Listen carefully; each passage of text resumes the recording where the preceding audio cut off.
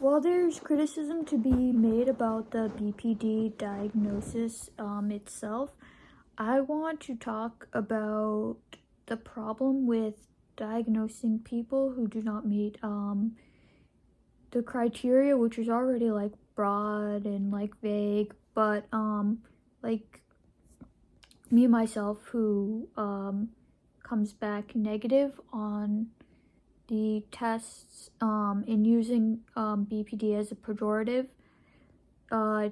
to give to difficult patients regardless of whether or not they meet their criteria. I know the opposite is talked about, is people who fit like a lot of the criteria who are not seen as difficult but are seen as endearing by clinicians end up not getting the diagnosis. So yeah, the opposite is also true. So patients seen as unlikable and difficult. I even heard like patients just get the diagnosis based on being treatment resistant to meds. So instead of looking at like the meds, how effective they are, how consistent they work, how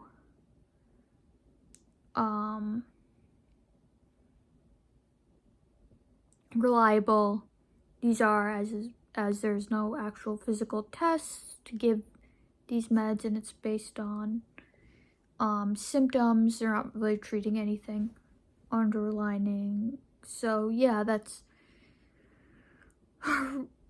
rather than self-reflecting, they want to jump to giving the patient another diagnosis. But yeah, there's a problem with McLean, and I think a big part of why McLean does this is they have a lot of money to be made in treatment centers for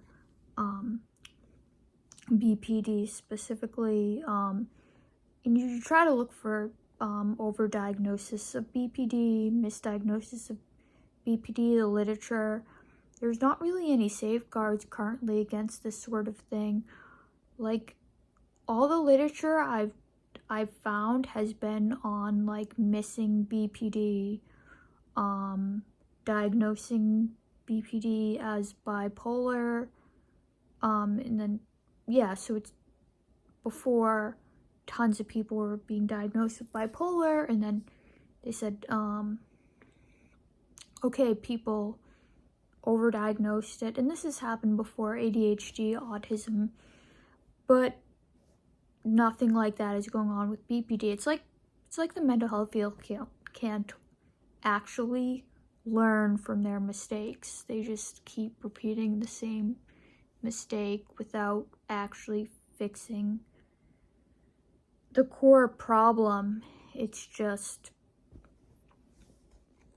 and so yeah, I've not seen anything on safeguarding against misdiagnosing, overdiagnosing borderline personality disorder. And I was diagnosed, I come back negative on all these tests, and they told me, I've been told by David Rosmarin that these tests are not accurate. They use these tests in research. That's what was said to me. Why we were doing it. We were doing it to help research. So apparently their research tests on BPD isn't accurate. But even the one I'd gotten before we had that consult, it came back only endorsing 2 traits slightly. So that's less than half the required symptoms, and then they just want to fill up the rest with like conjecture. It's total nonsense. Like, I don't fit any of the specific BPD labels. I've said this before. I'm like on the emotional side, so I fit vaguely into like some of the cluster B type traits if you look at it broadly, but all of them really have like identity things and like stuff I don't have, like unstable self-image, needing false self type of thing, needing kind of attention just for the sake of it, like a shallow